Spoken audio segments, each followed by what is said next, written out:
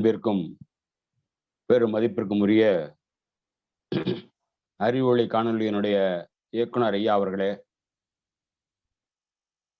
மரியாதைக்குரிய அரும்பாக்கம் தாமோதரன் அவர்களே, இந்த நாள் முழுவதும் அயராது கழக பணியாற்றி இந்த அறிவொளி காணொலியையும் சிறப்பாக நடத்த வேண்டும் என்கின்ற ஆவலில் இன்னமும் வீடு சென்று சேராமல் வரும் வழியிலேயே இந்த நிகழ்ச்சியினை ஏற்பாடு செய்து நடத்தி கொண்டிருக்கக்கூடிய அவருக்கு நம்முடைய பணிவன்பான நன்றியினை தெரிவித்துக் கொள்கின்றோம்.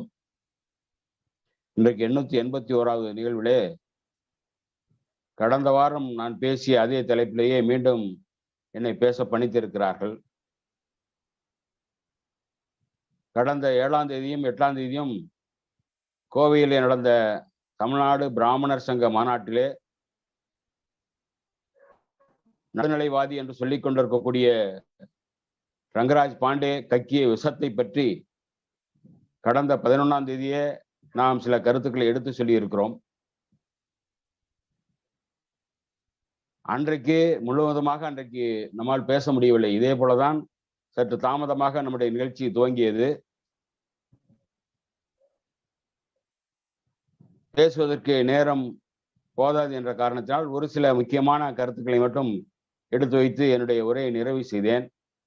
ஆனால் அதனை தொடர்ந்து பார்த்தால் நம்முடைய ஊடகவியலாளர்கள் தொடர்ச்சியாக பல்வேறு செய்திகளை பதிவிட்டு கொண்டே வருகிறார்கள். ஏனென்று சொன்னால் ரங்கராஜ் பாண்டே அவருடைய உரை என்பது அவ்வளவு விஷமத்தன்மையானதாகவும் அயோக்கியத்தனமானதாகவும் முழுவதும் பொய்கள் நிறைந்ததாகவும் அமைந்திருக்கிறது. அதனால்தான் அதை பார்க்கின்ற ஒவ்வொருவருக்கும் ஆத்திரம் பொங்குகின்றது. அவருடைய ஆத்திரத்தை வார்த்தைகளால் சொல்ல முடியாமல் முழுவதும் அவருடைய அந்த அயோக்கியத்தனங்களை அம்பலப்படுத்த முடியாமல் ஆங்காங்கே சில கருத்துக்களை தொட்டு சென்று கொண்டிருக்கிறார்கள்.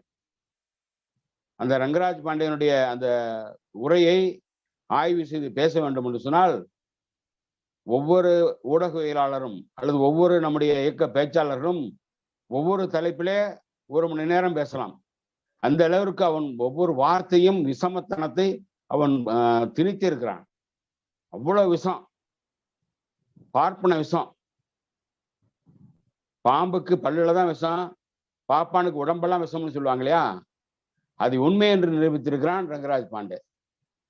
அதனால்தான் பார்த்தீர்கள் என்று சொன்னால் நம்முடைய ஊடகவியலாளர்கள் ஒவ்வொருவரும் அதை பார்த்துவிட்டு பொங்குகிறார்கள். எப்படிப்பட்ட பொய்யை அவன் புழுகுகின்றான், எப்படிப்பட்ட அவதூறுகளை அள்ளி பரப்புகின்றான் என்று சொல்லி ஒவ்வொருவரும் பொங்கிக் கொண்டு இருக்கிறார்கள். அதுல முக்கியமாக எல்லோரும் சொல்லக்கூடிய ஒரு கருத்து, கலைஞர் அவர்களை பற்றி அவன் சொல்லி இருக்கக்கூடிய ஒரு விஷமத்தனமான கருத்து என்று சொன்னால், கலைஞர் அவர்கள் முதலமைச்சராக இருந்தார், அடுத்து முத்துவேல் கருணாநிதி ஸ்டாலின் முதலமைச்சராக வந்து விட்டார், அடுத்து உதயநிதி ஸ்டாலினும் அமைச்சராக வந்து விட்டார், அதற்கு பிறகு இன்ப நிதியும் அடுத்த அமைச்சராகுவதற்கு அடுத்த வாரிசாவதற்கு தயாராகி கொண்டிருக்கிறார் என்று ஒரு விஷத்தை பரப்பி இருக்கிறான். அதற்கு என்ன சொல்றான்னா, விஷத்தை பரப்புறதுக்கு என்ன சொல்றான்னா, கலைஞருடைய தலைமுறை குடும்பம் 4 தலைமுறையா கோயில நாயனவாசனுடைய புண்ணியங்கிறான். இதுல எவ்வளவு பெரிய விஷயம் இருக்குது பாருங்க. அப்ப பாவம் புண்ணியங்கிறதெல்லாம் உண்மை அப்படிங்கிறத நிரூபிக்கிறான். பார்ப்பனுடைய திட்டமிட்ட பிரச்சாரம் இது. பாவம் என்பதும் புண்ணியம் என்பதும் ஆத்மா மோட்சம் நரகம் எல்லாம் அயோக்கியத்தனன்னு பெரியார் சொன்னார் இல்லையா. இவற்றை கற்பித்தவன் அயோக்கியன், நம்புகிறவன் உடையன், இவற்றால் பலன் அனுபவன் மகாமகா அயோக்கியன் என்று சொல்லக்கூடிய வகையில இதை பரப்பி கொண்டிருக்கக்கூடிய இந்த ரங்கராஜ் பாண்டே மகாமகா அயோக்கியனாக இந்த கருத்துக்களை பரப்பி கொண்டிருக்கிறான். ஒருவனுடைய உயர்வுக்கும் தாழ்வுக்கும் பாவமும் புண்ணியமும் தான் காரணமா? இப்ப கலைஞருடைய குடும்பம் 4 தலைமுறையாக இந்த நாயனம் வாசிச்சதுனால அதனுடைய புண்ணியத்தின் அடிப்படையில கலைஞர், அதற்கு பிறகு ஸ்டாலின், அதுக்கு பிறகு உதயநிதி, இன்பநிதி வர்றாங்கன்னா, அப்புறம் மற்றவங்களாம் பாவம் செஞ்சவங்களா? ஏன் பாப்பம் ஒருத்தனும் வரல? இப்ப பாப்பான்ல யாரும் புண்ணியம் செஞ்சவன் யாரும் இல்லையா? இந்த கேள்வியை தான் எல்லாரும் வைக்கிறாங்க. அப்படியானா அப்ப பாவம் புண்ணியங்கிறது இன்னைக்கு நம்ம எப்படி ஏமாத்தி இருக்கிறான் பாப்பான்? நான் உயர்ந்த ஜாதியில் பிறந்ததற்கும், நான் பிராமணனாக பிறந்ததற்கும், உலகத்துறையில எல்லா செல்வங்களையும் அனுபவிப்பதற்கும் நான் செஞ்ச புண்ணியம் தான் காரணம்னு பாப்பன் இவ்வளவு நம்ப வச்சிடலாம். நம்ம கேட்டோம்னா, நான் ஏங்க கீழ் ஜாதியா இருக்கணும், நாங்க ஏங்க ஏழையா இருக்கணும், எனக்கு ஏங்க கல்வி மறுக்கப்படுது, எனக்கு ஏங்க சொத்து இல்லைன்னு கேட்டா, நீ செஞ்சது பாவம், அதனால இப்படி ஏழையா பிறந்திருக்க, இந்த பிரிவில நீ வந்து தர்மத்தை கடைபிடித்தால் அடுத்த பிரிவில உயர் ஜாதியா பிறப்பேன்னு சொல்லி வச்சான். இப்ப தர்மம்னு என்ன சொன்ன, தர்மம்னு என்னன்னா உனக்கு விதிக்கப்பட்ட ஜாதி கடமை, வர்ண தர்மம். அந்த வர்ணாசிரம தர்மத்தை நீ முறையாக கடைபிடித்தால் அடுத்த ஜென்மத்தில் நீ உயர்ந்த ஜாதிக்கு பிறப்பாய் என்று சொல்லி நம்மை நம்ப வச்சிருந்தான். அது பித்தலாட்டம் இல்லையா? அந்த பித்தலாட்டத்தை மீண்டும் மீண்டும் இந்த ரங்கராஜ் பாண்டே வலியுறுத்தி கொண்டிருக்கிறான். அதனால்தான் கலைஞரை வந்து அவன் சொல்றான், அவர் 4 தலைமுறையாக அவர் வந்து நாயன வாச புண்ணியம் தான் அவங்க வந்து இப்படி வந்திருக்காங்கன்னா, அப்ப பாவ புண்ணியத்துக்கு தகுந்த மாதிரி தானே ஒவ்வொன்றும் அமையுது. அப்புறம் நீ எதுக்கு கொந்தளிக்கிற? பொங்க வேண்டிய அவசியம் என்ன? பார்ப்பான்லாம் இன்னைக்கு வந்து இப்படி மாறி போட்டானே. பார்ப்பான்லாம் தன்னுடைய தர்மத்தை கடைபிடிக்கலையே, தன்னுடைய ஜாதியை வந்து சொல்லிக்க வைக்கப்படுறானே அப்படின்னா, அப்ப அதுக்கு பாவ புண்ணியம் தானே காரணம். பாப்பம் பூரா ஒரே வரிசையில இருக்கான், ஒரே லைன்ல இருக்கான். தினமலர்ல என்ன எழுதுறான்? இன்னைக்கும் எழுதுறான். நியூட்டன்ல 3வது இதுதான் நம்ம பாவ புண்ணியமா. நியூட்டன்ஸ் லா, 3rd லா வந்து every action there is equal opposite equal action சொல்றான் இல்லையா? ஒவ்வொரு விதிக்கும் ஒவ்வொரு வினைக்கும் எதிர்வினை உண்டுன்னு சொல்லி, அதை வந்து எதோட முடிச்சு போடுறான்னா அந்த பாவ புண்ணியத்தோட முடிச்சு போடுறான். அது தினமலர்காரன். அதுபோல இந்திய மதங்கிறது அறிவியல் சார்ந்தது அப்படின்றான். நான் தான் எழுதுனேன், இந்து மதம் அறிவியல் சார்ந்ததுன்னா அப்ப பாப்பா வந்து முகத்துல பிறந்தான், சத்திரியன் தோல்ல பிறந்தான், தொடையில வைசியம் பிறந்தான், காலில் சூத்திரம் பிறந்தான்னா அது வந்து அறிவியலா அப்படின்னு முகநூல்ல கேட்டேன். இப்படி இந்த காலத்திலையும் அவருடைய விசக்கருத்துக்களே அவர்கள் திட்டமிட்டு பார்ட்னர் ஒவ்வொருவரும் பூத்தி கொண்டிருக்காங்க. அப்ப வந்து பார்ப்பனர்கள் அப்ப வந்து கலைஞர் வந்து முன்னேற்றாருன்னா அதுக்கு நீ போய் அவர் செஞ்ச புண்ணியம், அவர் குடும்பத்துல 4 தலைமுறையா வந்து முதலமைச்சர் இருக்காங்கன்னா நீ வந்து அதை ஒத்துக்கிட்டு போக வேண்டியதானே? நீ தான் பாவ புண்ணியத்தை நம்புறவனாச்சே. பாவ புண்ணியத்தை நம்புற நீயே அவங்க 4 தலைமுறையா வந்துட்டாங்க. அப்ப திமுக ஆட்சி வந்த பிறகுதான் பிராமணர்களுக்கெல்லாம் புத்தளிச்சு வந்திருக்கு. ஒரு மோடி பிஜேபியோ அதிமுக ஆட்சியில இருந்தா உங்களுக்கு இந்த மாதிரி புத்தளிச்செல்லாம் வராது. எல்லாம் அவ்வா பார்த்துக்கோன்னு விட்டுருவீங்க. இன்னும் 3.5 வருஷம் இருக்கு. 3 வருஷத்துல என்னென்னலாம் நீங்க அனுபவிக்க போறீங்களோ அப்படின்னா, அப்ப அதுக்கு பாவ புண்ணியம் கிடையாதா? நாங்கள் பதவியில் இருப்பதற்கும், திராவிட இயக்கத்தை சேர்ந்தவர்கள் கலைஞர் குடும்ப பதவியில் இருப்பதற்கும், நீங்கள் இப்படி கஷ்டத்தை அனுபவிக்கிறதுக்கும் அந்த பாவ புண்ணியம் தான் காரணம்னு ஒத்துக்கிட்டு போக வேண்டியதானே? அப்ப நீயே அந்த பாவத்தை நம்பல, நீயே புண்ணியத்தை நம்பல. ஆனா எங்களை நம்ப சொல்ற. இது எவ்வளவு பெரிய அயோக்கியத்தனம். கலைஞர் கூட கலைஞர் குடும்ப நாயனை வாசிச்சதுனால அவங்க புண்ணியம் தேடிட்டாங்கன்னா என்ன சொல்ல வர்றாங்கன்னா, அவரவர் குலத்துல அவர் ஒழுங்கா செஞ்சா அது புண்ணியம் அப்படிங்கிறதானே அர்த்தம். இப்ப கலைஞர் எவ்வளவு கேவலப்படுத்துறான் நாயனை வாசிச்சவர்னு சொல்லி அதையும் கேவலப்படுத்துறான். அதே நேரத்தில் நம்மளையும் வந்து என்ன பண்றான், மற்ற அனைத்து சூத்திர மக்களையும் அவரவர் குலத்தொழிலை நீங்க செய்யணும், அதுதான் புண்ணியங்கிறத நம்மளை செய்ய வைக்க சொல்றான். முடி வெட்டுறவங்க முடி வெட்டிக்கிட்டே இருக்கணும், துணி வெளுக்கிறோம் துணி வெளுத்துக்கிட்டே இருக்கணும், செருப்பு தைக்கிறவன் செருப்பு தைச்சுக்கிட்டே இருக்கணும். அதுதானே தர்மம். அந்த தர்மத்தை நீ கடைபிடிக்க சொல்றியா? அதான் வந்து நாங்க செய்யற புண்ணியமா? எல்லாமே பகவான் கைங்கரியம் தானே. அப்படி இருக்கும்போது நீ எதுக்காக கலைஞர் குடும்பத்தை பார்த்து நீ பொறாமப்படுற? அப்ப கலைஞர் ஆட்சியோ திமுக ஆட்சியை மாத்தணும்னு ஏன் வந்து நீ சபதம் இருக்கிற? பார்ப்பனர்களை எதுக்காக தூண்டி விடுற? ரங்கராஜ் பாண்டே தூண்டி விடுறதுக்கு நோக்கம் என்ன சொல்றான்? இந்த 3 வருஷம் இருக்கு, 3 வருஷத்துல இந்த ஆட்சியை மாத்தலைன்னா உங்களுக்கு வந்து எதிர்காலமே கிடையாது அப்படின்னு சொல்லிட்டு பார்ப்பனர்களை திட்டுறான். எப்படி திட்டுறான்னா, நீங்க எல்லாம் வந்து எல்லாம் வந்து ஒரு குறிப்பிட்ட பகுதியை சொல்றான், கோயம்புத்தூர்ல ராமநகர். அதுல பாத்தீங்கன்னா எல்லாரும் ஆடிட்டரா இருக்கீங்க, எல்லாம் வக்கீலா இருக்கீங்க, எல்லாம் டாக்டரா இருக்கீங்க, யாரும் ஓட்டு போடுறது இல்லை, ஓட்டு போடாத யாரும் வந்து அரசியல் மாற்றத்தை பத்தி பேசக்கூடாது அப்படின்னா எல்லாரும் ஓட்டு போட்டு திமுக ஆட்சியை மாத்தணும்னு சொல்றான். ஒரு பக்கம் என்ன சொல்றான், அவங்க செஞ்ச புண்ணியம், அதனால அவங்க 4 தலைமுறையா வந்து பதவி அனுபவிக்கிறாங்கன்னு சொல்லிட்டு அதை ஏன் மாத்தணும்னு நினைக்கிற? அப்ப பாவத்துக்கும் புண்ணியத்துக்கும் சம்மந்தம் இல்லைன்னு அர்த்தம். பித்தலாட்டம்னா பித்தலாட்டம் அவ்வளவு பெரிய பித்தலாட்டம். இந்த விஷயத்தை எல்லாரும் வலியுறுத்தி பேசுறாங்க. எல்லா ஊடகங்களும், அரண் செய்யா இருக்கட்டும், தமிழ் கேள்வியா இருக்கட்டும், மற்ற அனைத்து ஊடகங்களிலும் இந்த விஷயத்தை அனைவரும் வலியுறுத்தி பேசுறாங்க. அது இன்னொரு விஷயத்த வந்து சில பேர் வந்து அதை கண்டுக்கிறது இல்லை, அது ஏன்னு தெரியல. ஆனா ஒரு சில ஊடகங்கள் பேசி இருக்கிறாங்க. என்ன பேசுறாங்கன்னா, இது கன்க்ளூஷன் வர்றான். கன்க்ளூஷனை எதுக்கு அந்த 1 மணி நேர பேச்சு, அந்த 1 மணி நேர பேச்சு முழுக்க முழுக்க எதை மையப்படுத்தி பேசுகிறான் என்றால் திராவிடர் கழகத்தை தான் மையப்படுத்தி பேசுறான். உங்களுடைய பூணூலை யாராவது கை வைக்க முடியுமா? இனிமேல் உங்க சிண்டை கை வைக்க முடியுமா? ஒரு காலத்துல மூட்டை மூட்டையா பூணூல் அறுத்து அனுப்பிச்சோம், சிண்டை அறுத்து அனுப்பிச்சோம், பெரியார் மூட்டை பத்தலைன்னு சொன்னாரு அப்படின்னு சொல்லி ஒருத்தர் சொன்னாருன்னு சொன்னா அதுவே பொய் தகவல். நம்ம யார் பேசியிருந்தாலும் பொய் செய்தி. அது மாதிரிலாம் ஒன்றும் கிடையாது. மூட்டை மூட்டையாகவும் அனுப்பல, பூணூல் அனுப்பல. பெரியார் இன்னும் பத்தல, இந்த மூட்டை திருச்சியில இருந்து வர்றது கம்மியா இருக்குன்னு சொல்லி அவர் சொல்லவும் இல்லை. தவறான தகவலை இது அது வந்து தவறுன்னு அன்னைக்கு சொல்லிட்டோம். அது உண்மையா பொய்யான்னு கூட ஆய்வு பண்ணாம யாரோ ஒருத்தர் சொன்னதை வச்சுக்கிட்டு அப்படியே வந்து அது உண்மைன்னு பரப்புறான். பூணூல் அறுத்தாங்க. இப்ப நீங்க திரும்பி பாத்தீங்கன்னா அவங்க பூணூல் அறுக்க முடியுமா? நீங்களே இன்னைக்கு சிண்டு வைக்க மாட்டேங்கிறீங்களே, நீங்க பூணூல் போட மாட்டேங்கிறீங்களே, அதை பெருமையா நீங்க போட்டுக்கணும்ல. நீங்களே உங்க பூணூலை வெட்டும்போது மற்றவன் வந்து பூணூலை வெட்டுறதுக்கு என்ன இது இருக்கு? ஏன் வெட்ட மாட்டான்? நீங்களே உங்க பூணூலை போட மாட்டேங்கிறீங்க, சிண்டு வைக்க மாட்டேங்கிறீங்க.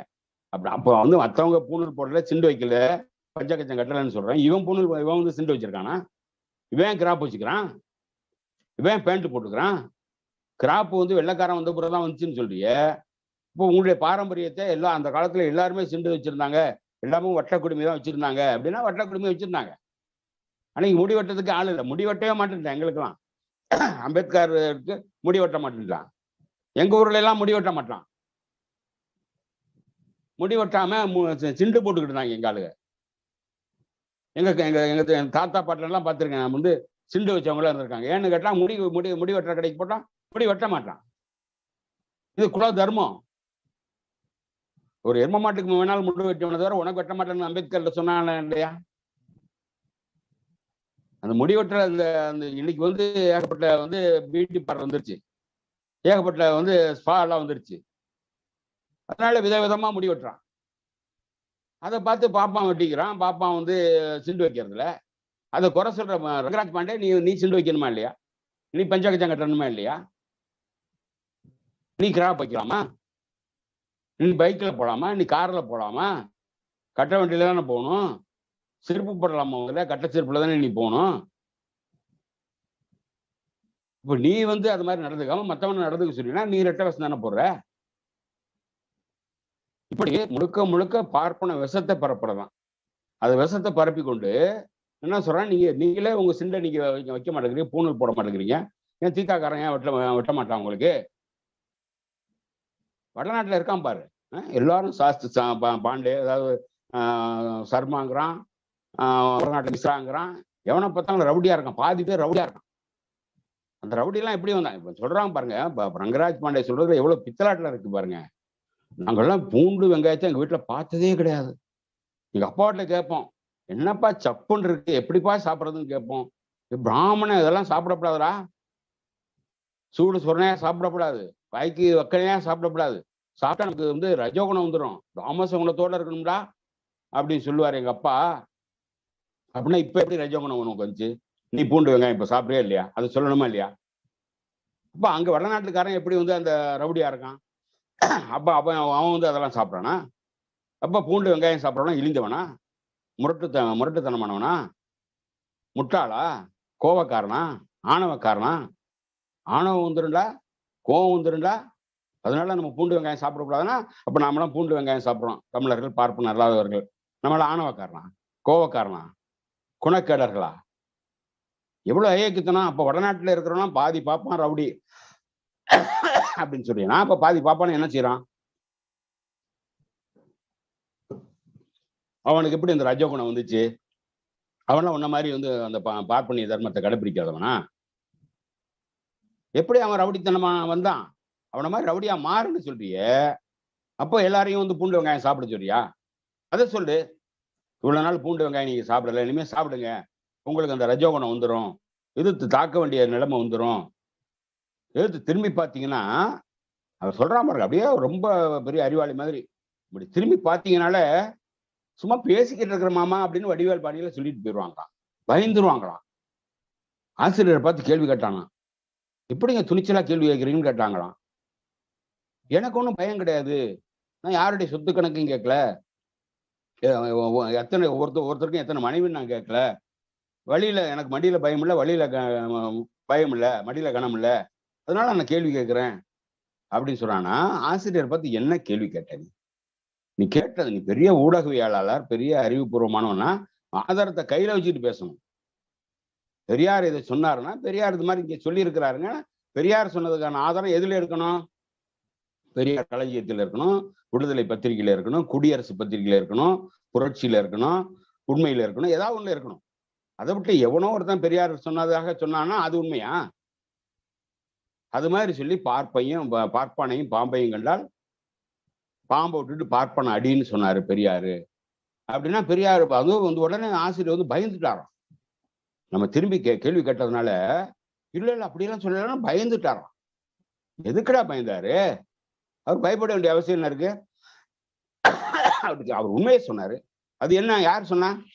அது வந்து ஆசிரியர் பெரியார் சொல்லலையே. அது பெரியார் ஆசிரியரே அன்னைக்கு தெளிவா சொல்றாரு. இது வந்து வடநாட்டுல இருக்கிற பழமொழி, வடநாட்டுல உள்ள பழமொழியை ஐயா வந்து சொல்றாரு அப்படின்னு சொல்லி ஆசிரியர் எடுத்து சொல்றாரு.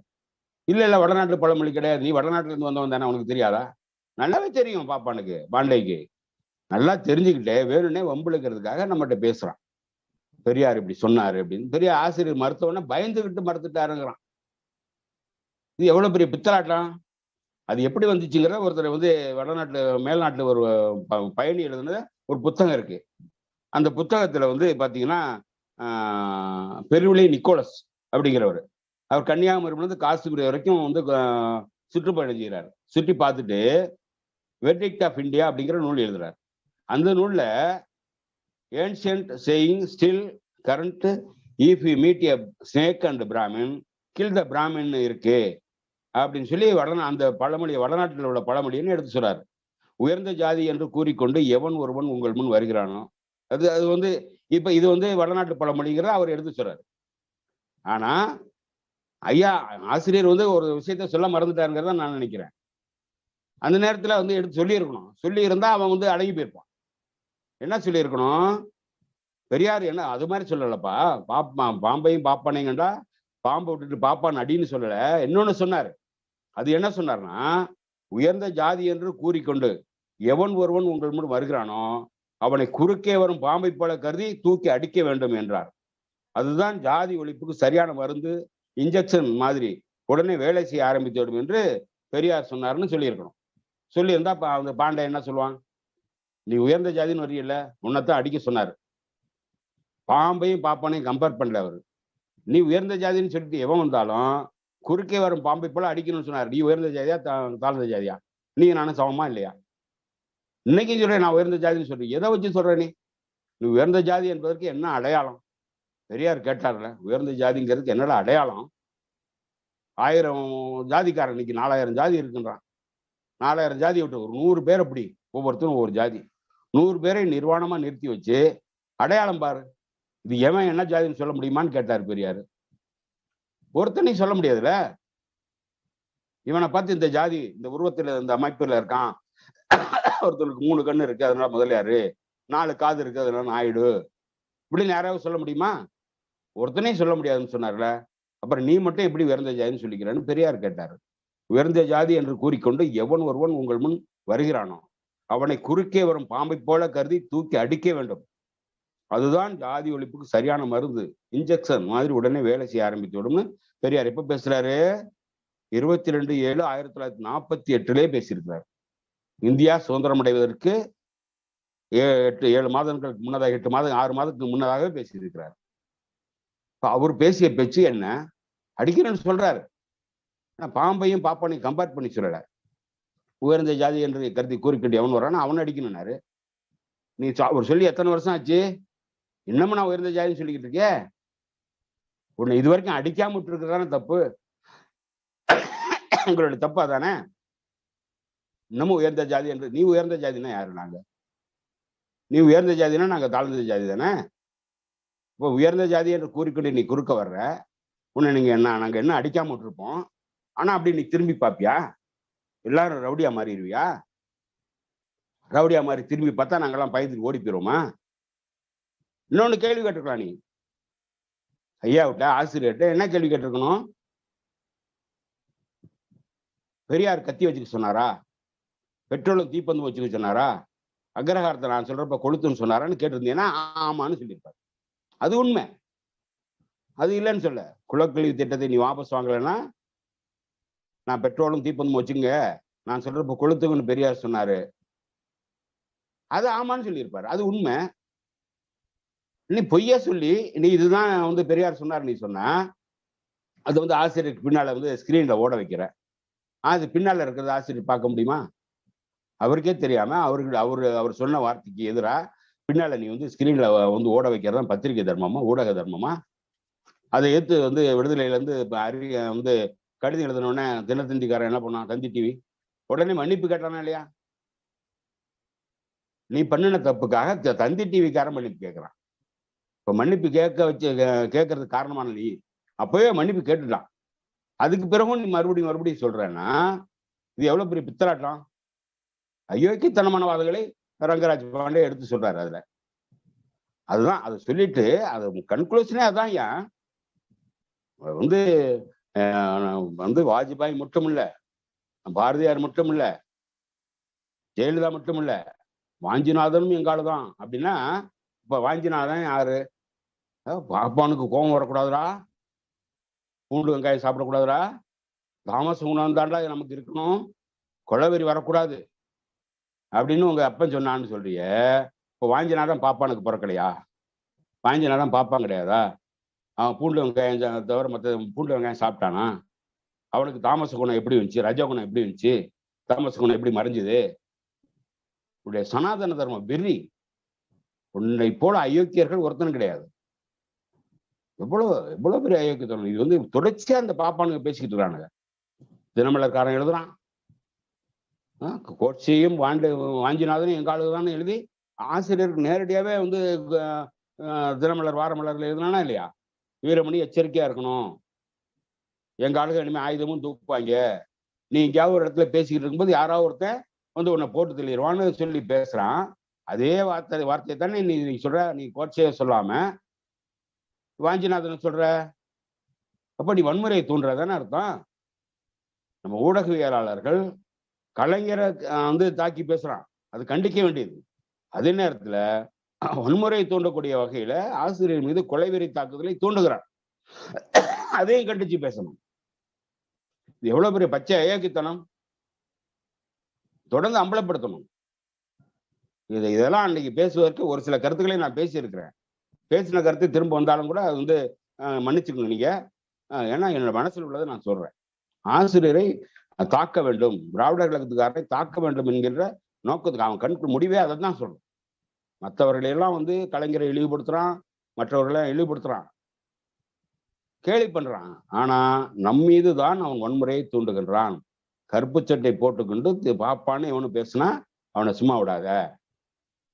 ஒரு காலத்துல டெல்லி கணேசன் ஒருத்தன் பேசினான், சுவர் எழுத்து எங்கேயாவது எழுதுனான்னா பாப்பான்னு எழுதுனான்னா அவன் கையை விட்டு, கூட்டத்தில் எவனோ பாப்பான்னு பேசினா குண்டு வீசு அப்படின்னு சொன்னான்.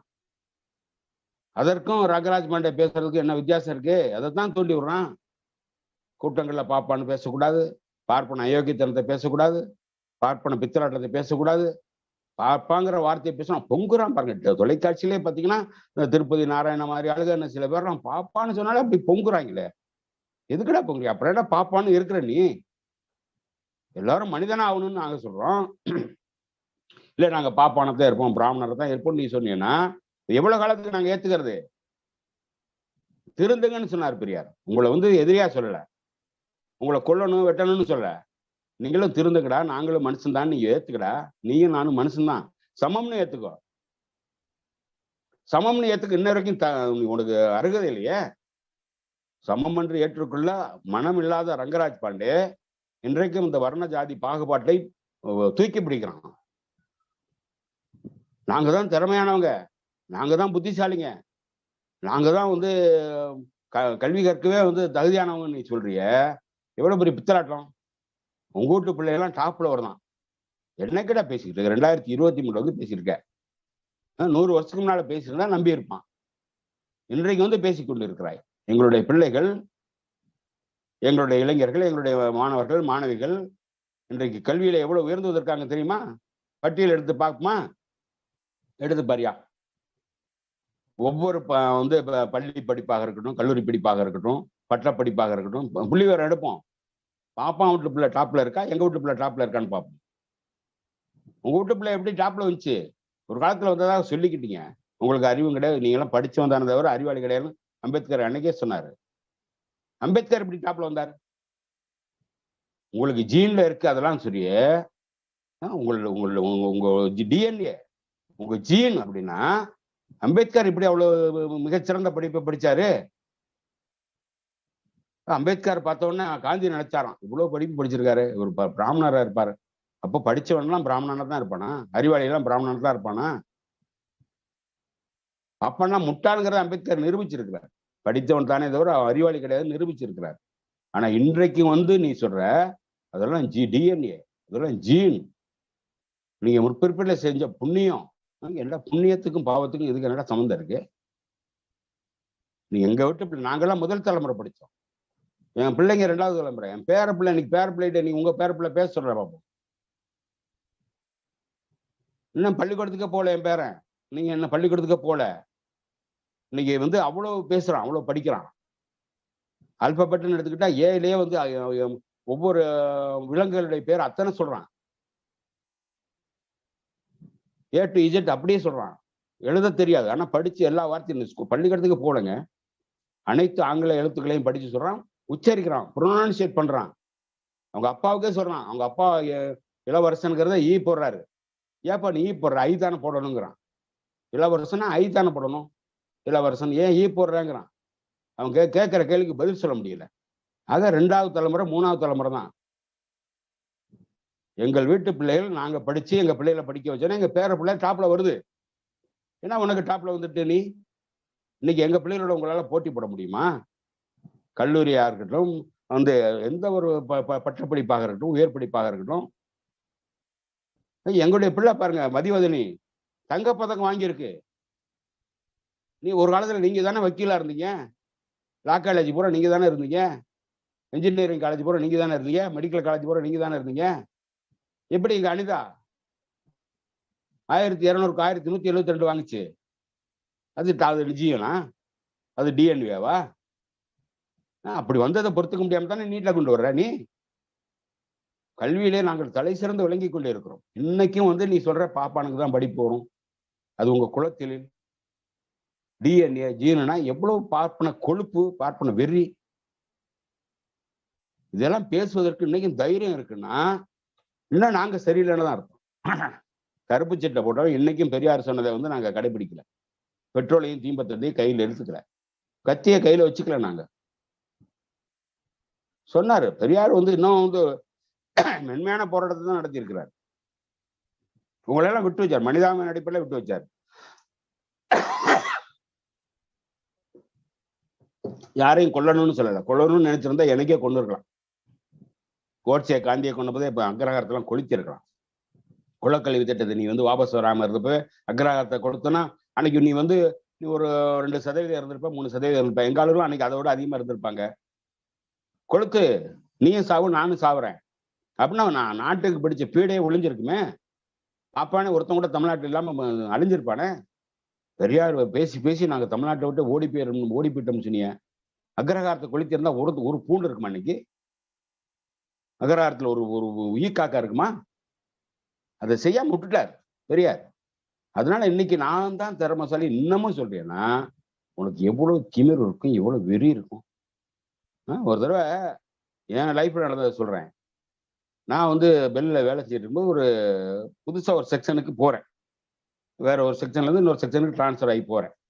அங்க வந்து அந்த பணி செய்வதற்கு ஆள் இல்லை, அதுக்கு திறமையான ஆள் இல்லைன்னு என்னைய கொண்டு போய் அங்க போடுறாங்க. நீ தான் அதுக்கு பொருத்தமான ஆளுன்னு என்னை கொண்டு போய் போடுறாங்க. அங்க பாப்பான்லாம் அந்த வேலையை செய்ய முடியல. அது நீ தான் சரியா செய்வான்னு என்னுடைய மேலதிகாரி என்னை கொண்டு போய் போடுறாரு. அப்பதான் போய் ஜாயின் பண்றேன். ஜாயின் பண்ணிட்டு அங்க உட்காந்து தேநீர் எடுத்துக்கிட்டு இருக்கோம். அப்ப 2-3 பேர் பேசிட்டு இருக்காங்க. ஒரு பாப்பான், ஒரு இன்ஜினியர், அவன் 2 சூத்திர முண்டங்கள் அவனுக்கு கீழே வேலை செய்யறவங்க. அவங்க கூட தான் நான் சேர்ந்து வேலை செய்யணும் களிக்கு. அப்போ சொல்றான், நீங்க வந்து பாருங்க 90 மார்க் வாங்கின ஒரு ஆளு எங்க ஆளு, அவனுக்கு இடம் கிடைக்கலங்க. ஒரு எஸ்சிக்கு 86 மார்க் வாங்கணும்னு கிடைச்சிருச்சுங்க. அப்ப 90 மார்க் வாங்கணுடைய மனசு என்ன பாடுபடணும்னு கேட்டான். அப்ப நான் கேட்டேன். அப்பதான் அவன் பழக்கமே கிடையாது. அன்னைக்கு தான் முத போய் பேசுறேன். அன்னைக்கே கேட்டேன், ஐயா நீங்க 90 மார்க் வாங்கின, நீங்க உங்களை வச்சுக்குவோம், 86 மார்க் வாங்கணும் நானும் வச்சுக்குவோம். உங்க அப்பா என்னவா இருக்காரு? நீங்க இன்னைக்கு என்ஜினியரிங் படிச்சிருக்கீங்க, பிஇ படிச்சு எம்இ படிச்சிருக்கிறீங்க. உங்க அப்பா என்னவா இருக்காருன்னு கேட்டேன். எங்க அப்பா வந்து பிஎஸ்என்எல்ல டிஜிஎம்மா இருக்காரு, மேலாளரா பொது மேலாளரா, அதாவது துணை பொது மேலாளரா இருக்காரு அப்படின்னு. சரி, உங்க தாத்தா என்னவா இருக்காரு? எங்க தாத்தா வந்து டாக்டரு. அப்ப தாத்தாவோட அப்பா அவர் ரயில்வேல அந்த காலத்திலேயே அதிகாரி, 100 வருஷத்துக்கு முன்னாலேன்னா. சரிங்க, அது போதும். இதுக்கு மேல உங்க வரலாற்றை நான் தெரிஞ்சுக்க விரும்பல. அப்போ நீங்க பிறக்கும் போதே என்ன ஆகும்? நீங்க பிறக்கும் போதே நீங்க இன்ஜினியர் ஆகணும்னு உன்னைய வந்து முடிவு பண்ணியிருப்பாங்க. உங்க பாட்டியே முடிவு பண்ணியிருப்பா. உங்க பாட்டியே பட்டதாரியா இருப்பா. அப்ப இன்ஜினியரிங் ஆகறதுக்கு, இன்ஜினியர் படிக்கிறதுக்கு என்ன சேரணுமோ அப்ப அதுவே எல்கேஜில உன்னை சேர்த்திருப்பா. உங்க வீட்டுல எல்லா வசதியும் இருக்கும். லைட் இருக்கும், ஃபேன் இருக்கும், ஏசி இருக்கும், கார் இருக்கும். சாப்பாட்டுக்கு 3 வேளைக்கு வரும், காஃபி வரும், டீ வரும், ஹார்லிக்ஸ், பூஸ்ட்ல இருந்து எல்லாம் கொடுப்பாங்க. உனக்கு படிக்கிறது ஈஸி, படிச்சிருப்ப. ஆனா என்ன எடுத்துக்கோ, நான் 86 மார்க் வாங்கினேன். எங்க வீட்டுல முத பள்ளிக்கூடத்துக்கு போனதே நான் தான். எங்க வீட்டுல விளக்கு கிடையாது, சிம்னி விளக்கு. நல்ல சாப்பாடு கிடையாது, செருப்பு கிடையாது, போட்டுக்கிற சட்டை கிடையாது. எனக்கு சொல்லிக் கொடுக்க ஆள் இல்ல. ஆனா அவனை சொல்லிக் கொடுக்கவே ஆள் இல்ல. அப்படி கஷ்டப்பட்டு படிச்ச வந்த நானு 86 மார்க் வாங்குறேன். நீ வந்து இவ்வளவு சுகபோகமா வந்துட்டு 90 மார்க் வாங்குறேன்னா யாரோட திறமைசாலின்னு கேட்டேன். அவனால ஒண்ணும் பேச முடியல. சார் நீங்க தான் சார் திறமைசாலினா. அவனுக்கு தாண்டா கொடுத்துருக்கு. முதல் தலைமுறை வர்றவன் 86 மார்க் வாங்கினா எவ்வளவு பெரிய விஷயம் அப்படின்னு கேட்டேன். இது மாதிரி இன்றைக்கு வந்து நம்முடைய பிள்ளைகள் அவ்வளவு திறமையாக சாதித்துக் கொண்டிருக்கின்ற காலகட்டத்தில் இந்த பார்ப்பான் ரங்கராஜ் பாண்டே எவ்வளவு திமிராக, எவ்வளவு ஆணவமாக, நாங்க தான் திறமைசாலி, எங்களுடைய பிள்ளைய டாப்ல வருது, ஜீன்ல இருக்குன்னு சொல்றான்னா எவ்வளவு கொழுப்பு இருக்கும். பல்வேறு விஷங்களை அவன் கக்கி கொண்டிருக்கிறான். பல்வேறு விஷத்தை கக்கி கொண்டே இருக்கிறான். ஐயா சேரலாதன் அவர்கள் அது வந்து எனக்கு அனுமதி கொடுக்கணும் அவனை பத்தி கிழிச்சு ஒரு நார ஆக்குறதுக்கு. ஐயா அவர்கள் வந்து ரங்கராஜ பாண்டே நான் தான் கிழிக்கணும், எனக்கு என்னுடைய ஆப்ஜெக்ட் அப்படின்னாரு. இருந்தாலும் 2வது முறையா தாம்பரன் எனக்கு அந்த வாய்ப்பை கொடுத்திருக்கிறாரு அவனை பத்தி பேசுறதுக்கு. என்ன சொல்றான், பிராமணர்கள் எவ்வளவு தமிழுக்கு தொண்டு செஞ்சிருக்காங்க தெரியுமா? பெரியார் நீங்க பெரியார் ஐயா போன தடவை சரியா கிழிக்கல. 2வது தடவை சொல்றீங்க. கிழிச்சிடணும். சரிங்க, சரி சரி, கிழிச்சிருவோம்.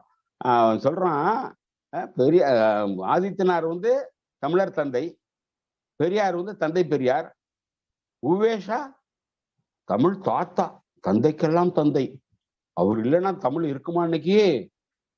கல் தோன்றி மண் தோன்றா காலத்தை முன் தோன்றிய மூத்த கொடி தமிழ் கொடின்னு சொல்றமே, அதுக்கு ஆதாரம் வேண்டாமா? அந்த ஆதாரத்தை ஊர் ஊரா போய் நடந்து போய் எல்லாம் சேகரிச்சவர் தானே உவேசா. அவர் இல்லைன்னா தமிழ் வளர்ந்துருக்குமான்னு கேட்கிறான். சரி, உவேசா அலைஞ்சாருதான். ஆனா என்ன திரும்பி வேலை செஞ்சாரு அதை சொல்லணும்ல.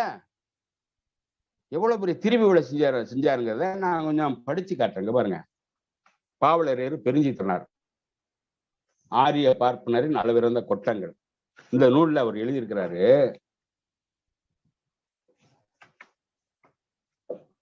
உவேசாவுடைய அந்த பித்தலாட்டங்களை எழுதும்போது என்ன சொல்றாரு, உவேசா பழைய ஓலைச்சுவடுகளை தேடி கண்டுபிடித்து பதிப்பித்து அரிய தொண்டுகளை செய்தவர் உவே சாமிநாதர் என்ற ஆரிய பார்ப்பனர் என்பதை நாம் நன்றி உணர்வுடன் நிறைக்கின்ற அதே பொழுதில் ஐயா சொல்றாரு பாவலரேறு, நன்றி உணர்வுடன் நினைக்கின்ற அதே பொழுதில் அவர் அவ்வாறு பதிப்பிக்கல் அவர் இனத்தின் மேம்பாட்டுக்கென்று திட்டமிட்டு செய்த சில செயல்களை மறந்துவிடவும் கூடாது அப்படி சொல்லிட்டு உவேசா அவர்களின் தொண்டு அளப்பரிய தொண்டு தான், அதை எவரும் மறுக்கவில்லை. நாமும் அதை நன்றியுடனும் மதிப்புடனும் போற்றவே செய்கின்றோம். அதன் பொருட்டு தென்மொழி தொடக்கத்திலேயே அவர் வரலாற்றையும் நடுநிலை நின்று எழுதி தன் நன்றியை அவருக்கு தலைதாட்டி தெரிவித்துக் கொண்டது. இன்னும் தென்கலை குறிசில் தமிழ் மேல் காட்டிய அன்பை, அவர் தென்கலை குறிசில்ங்கிறார் உவேசாவை, தமிழ் மேல் காட்டிய அன்பை நினைத்து நினைத்து வியப்புறுகின்றது தென்மொழி. அவரின் அரிய முயற்சியாகிய குறுந்தொகை உரைப்பதிப்பின் முன்னரில் மனங்கசிந்து பேராசிரியரும் நச்சினார்க்கினியரும் உரை எழுதிய இந்த நூலுக்கு உரை எழுதும் தகுதி என்பார் சிறிதுமில்லை என்பதையும், என் முதுமையாலும் பல்வேறு வகையான பாடுகளாலும் எனக்குண்டாகியுள்ள தளர்ச்சியையும் நன்கு உணர்ந்திருப்பினும், இளமை தொடங்கி இவ்வுலகில் யாதினும் சிறந்ததாக எண்ணி வாழ்ந்து வருவதற்கு காரணமாகிய தமிழிடத்தில் உள்ள அன்பும் எங்கனமேனும் இறைவன் இம்முயற்சியை நிறைவேற்றி அருள்வான் என்ற துணிவும் இப்பதிப்பில் என்னை ஈடுபட செய்தேன் என்று எழுதியுள்ள பகுதி அவர் தமிழ் மேல் கொண்ட அன்பை தெற்றென புலப்படுகின்றது. இருப்பினும் அவரின் சமஸ்கிருத பற்றும் ஆரிய மேலாண்மை உணர்வும் அவருடைய இக்கூற்றை மெய்ப்பிக்கவில்லை என்கிறார் பாவரேரர். சொல்லிட்டு சொல்றாரு பாருங்க, இவர் நூல்களில் எங்கும் தமிழ் பாஷை என்று எழுதுவாரே தவிர தமிழ் மொழி என்று எழுதவே மாட்டார். தமிழுக்கு தொண்டு செய்தவரான் அவர். தமிழ் மொழி என்று எழுதவே மாட்டார். நூல்களை புஸ்தகங்கள் என்று எழுதுவதே இவர் வழக்கம். நூல்னு சொல்ல மாட்டார், புஸ்தகங்கள்னே சொல்லுவார். தமிழில் வடமொழி சொற்களை விழிப்பாகவும் அவற்றை உயர்த்த வேண்டும் என்ற நோக்கத்துடனும் அவையின்றி தமிழை இயங்காது, வடமொழியின்றி தமிழை இயங்காது என்பதை உண்மை போல் மற்றவர்களுக்கு புலப்படுத்த வேண்டும் என்ற கருத்துடனும் இவர் எழுதும் உரைநடைகள் எல்லாம் அளவிருந்து கலந்து எழுதியது இவரின் வடமொழி உயர்வு மயக்கத்தை தெளிவாக காட்டும்.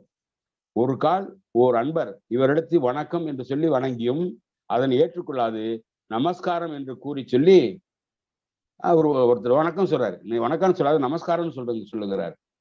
அதனை ஏற்று நிறைவடைந்த நிகழ்ச்சியை அறிந்தால் உவேசா அவர்கள் வடமொழி உயர்த்தமும் ஆரிய இன மேம்பாட்டு நெய்யமும் அவரை விட்டு அகலவே இல்லை என்று தெரிந்து கொள்ளலாம். கழக நூல்களை அவர் வெளியிடும் பொழுதெல்லாம் அந்தனர் என்று வரும் இடங்களிலெல்லாம் அவர் ஆரிய பார்ப்பனர் என்றே சிறப்புரை எழுதி மக்களை மயங்க செய்து வந்ததுடன் அவர்களின் நடை பழக்கங்களை மிக உயர்ந்தனவாக காட்ட எப்படி இட்டுக்கட்டி சொல்ல முடியுமோ அப்படி எல்லாம் தவறாமல் சொல்லி இருக்கின்றார். எடுத்துக்காட்டாக 1-2 பார்ப்போம். நிறைய சொல்றாரு. அந்த உவேசாவுடைய அந்த தமிழ் திருபோதத்தை புறநானூற்றில் ஆண்முளை அறுத்த என்று தொடரும். இதுதான் முக்கியமானது. புறநானூற்றில் ஆண்முளை அறுத்த என்று தொடரும் 34ஆம் பாட்டில் உள்ள அடிகளில் உள்ள ஒரு சொல் யாழ்ப்பாணத்து பழைய வெளியீடு ஒன்றில் அறவோர் என்று வந்துள்ளது என்று உரையாசிரியர் சிலர் குறித்துள்ளனர். உவேசா பதிப்பில் அச்சொல் பார்ப்பார் என்று குறிக்கப்பட்டுள்ளது. பாட வேறுபாடாக கூட அச்சொல் வெளியீட்டில் எழுதப்பெறவில்லை. அறவோர்க்கு கொடுமை செய்தல் கூடாது எனும் அறங்கூறும் அவ்வடி பார்ப்பார்க்கு கொடுமை செய்தல் கூடாது என்பதாக இவர் பதிப்பில் காட்டப்பட்டது. அறவோர்னா பார்ப்பாரா? அதற்கு கொலைகளில் கொடுமை சான்ற பார்ப்பன கொலை என்னும் காஞ்சி புராண அடியை மேற்கோள் காட்டியிருப்பதும் இவ்வாறு பிற ஆரிய உரையாசிரியர்களால் காட்டப்பட்ட கருத்து மேலும் மேலும் வழிவர வேண்டும் என்றும் உள்நோக்கம் இவருக்கு இருப்பதை நன்கு புலப்படுத்தும். மேலும் அதில் உள்ள 305ஆம் பாட்டில் உள்ள தன்மை என்னும் ஒரு சொற்கு அவரவர் சாதி இயல்பு என்று விளக்கம் எழுதியுள்ளார் உவேசா. தன்மை அப்படிங்கிறதுக்கு அவரவர் சாதி இயல்பான். இனி இவர் உரையுடன் வெளியிட்ட குறுந்தகை ஏராளமா சொல்றாரு பாருங்க. அவர் அவ்வளவு சொல்றாரு.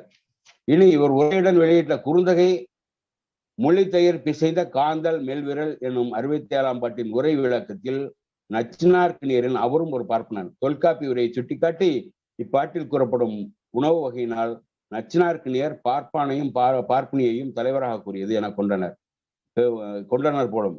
பெரும்பானாற்று படையில் அந்தனர் மனையில் பாணர் பெறும் முன் உணவை பற்றி கூறியிருக்கும் பகுதி இங்கு ஆராய்ச்சிக்குரியது என்றும் அறிவுடையரே என்று தொடங்கும் குறுந்தகை 206ஆம் பாட்டின் அடியில் பார்ப்பன பாங்கனை பன்மையார் கூறுவது என்றும் தெரிகின்றது என்றும் ஆசில் தெருவில் என்று தொடங்கும் 277ஆம் பாட்டின் சிறப்புரையில் ஆசில் தெருவென்றும் அதாவது குற்றமற்ற தெருவென்றும் நாய் இல்லாத வியன்கடை என்றும் சிறப்பித்தமையால் இங்கே கூறியது அந்தனர் தெருவென்று தோன்றுகிறது என்றும் எழுதி பார்ப்பாரில் கோழியும் நாயும் புகழின்னா என்னும் அடியையும் அந்தனர் அமுத உண்டி என்னும் பாட்டடியையும் மேற்கோளாக காட்டியுள்ளார்.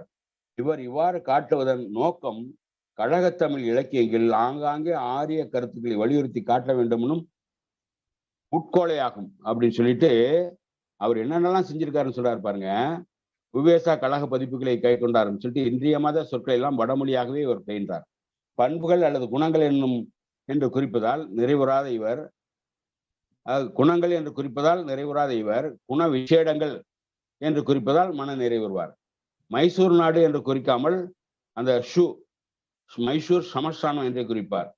மேலும் அரசு கட்டில் என்பதை சிங்காதனம் என்றும் அமைச்சு என்பதை மந்திரி வேலை என்றும் விண்மீன் என்பதை நட்சத்திரம் என்றும் மருத்துவம் என்பதை வைத்தியம் என்றும் வள்ளல் என்பதை உபகாரி என்றும் இளம் பருவம் என்பதை இளம் பிராயம் என்றும் படிகள் என்பதை பிரதிகள் என்றும் முற்றூட்டு என்பதை சர்வமானியம் என்றும் கல்வெட்டு என்பதை சிலாசாசனம் என்றும் சான்று என்பதை ஆதாரம் என்றும் நகைகள் என்பதை ஆபரணங்கள் என்றும் கொடி என்பதை தோஷம் என்றும் போர் என்பதை யுத்தம் என்றும் பயன்படுத்துதல் என்பதை பிரயோகங்கள் என்றும் பலவாறு வட சொற்களை பெய்து எழுதுவதில் இவர் பெரும் மகிழ்வுற்றதாக தெரிகின்றது. அவ்வாறு தமிழ் மொழியோடு வட சொற்களை பெய்து எழுதுவதால் வடமொழியாகிய சமஸ்கிருதத்தின் துணையின்றி தமிழ் இயங்காது என்பது வலியுறுத்த பெறல் வேண்டும் என்பது இவர் கொள்கையாக இருக்கலாம் அப்படின்னு சொல்லி அவருடைய பித்தலாட்டங்களை எல்லாம் தோல் வச்சு காட்டுறாரு. இன்னும் நிறைய இருக்கு அந்த ஓவேசா பத்தி. அதை விட இன்னொன்னு, நமக்கெல்லாம் வந்து இந்த பரிதிமால் கலைஞரை பத்தி நம்ம படிச்சிருப்போம். அவர் வந்து சூரிய நாராயண சாஸ்திரி என்கின்ற பெயரை தமிழ்ல பரிதிமால் கலைஞர் மாத்திக்கிட்டாரு, அவர் போல ஒரு தமிழறிஞரை நாம வந்து பார்க்க முடியாதுன்னு சொல்லி நாம எல்லாரும் வந்து அவரை பத்தி பெருமையா சொல்லுவோம். அவரை பத்தி கூட ஐயா அவர்கள் வந்து இங்க சொல்றாரு பாருங்க. அந்த பரிதிமால் கலைஞர் என்ன எப்படி இருக்காருன்னா,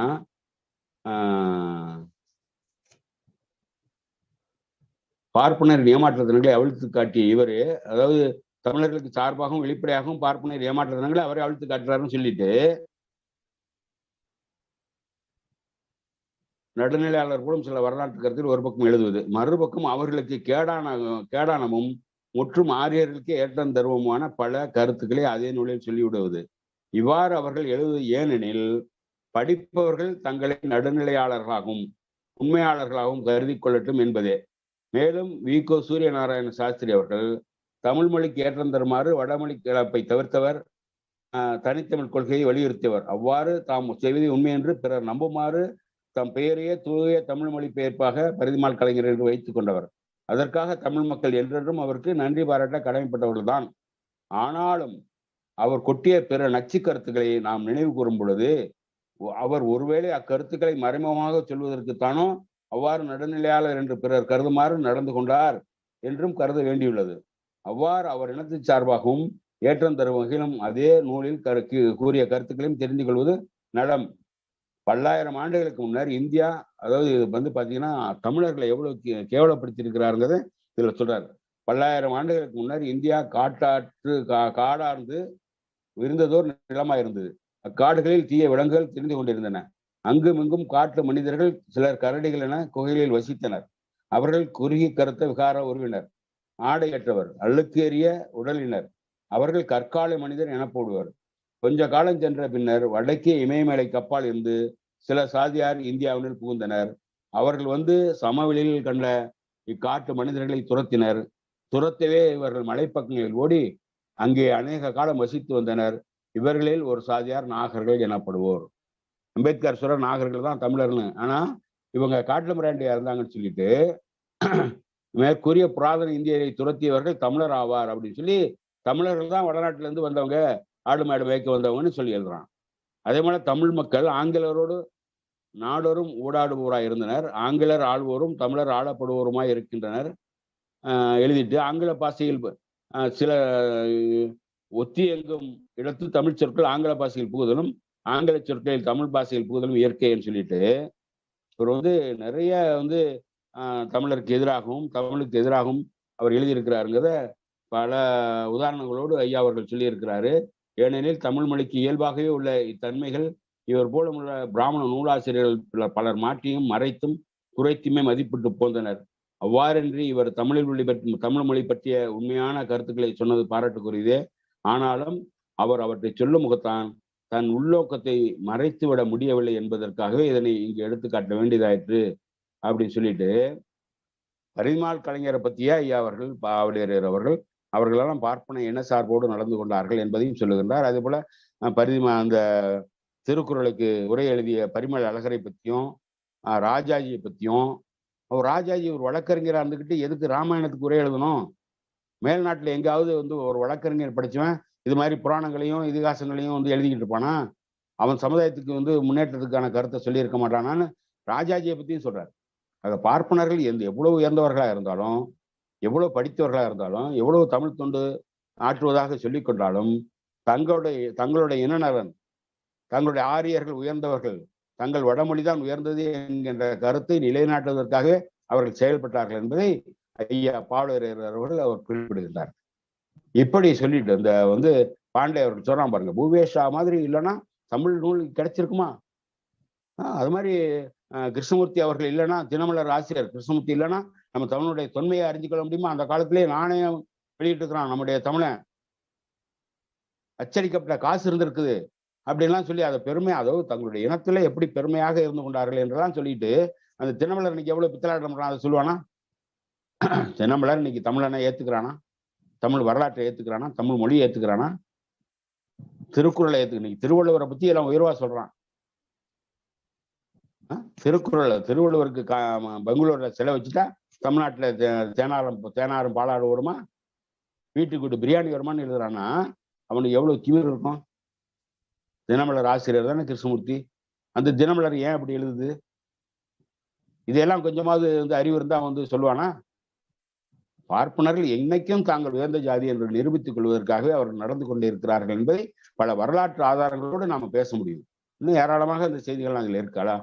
ஆரிய பார்ப்பனர் எவ்வளவு கொட்டங்கள் அடித்தார்கள் என்பதை ஐயா பாவலரர் அவர்கள் இதில் தெளிவாக தந்தை பெரியார் அவர்கள் எழுதியதோடு அதிகமாக வரலாற்று ஆதாரங்களோடு இலக்கிய செறிவோடு அவர் எழுதியிருக்கிறார்கள்.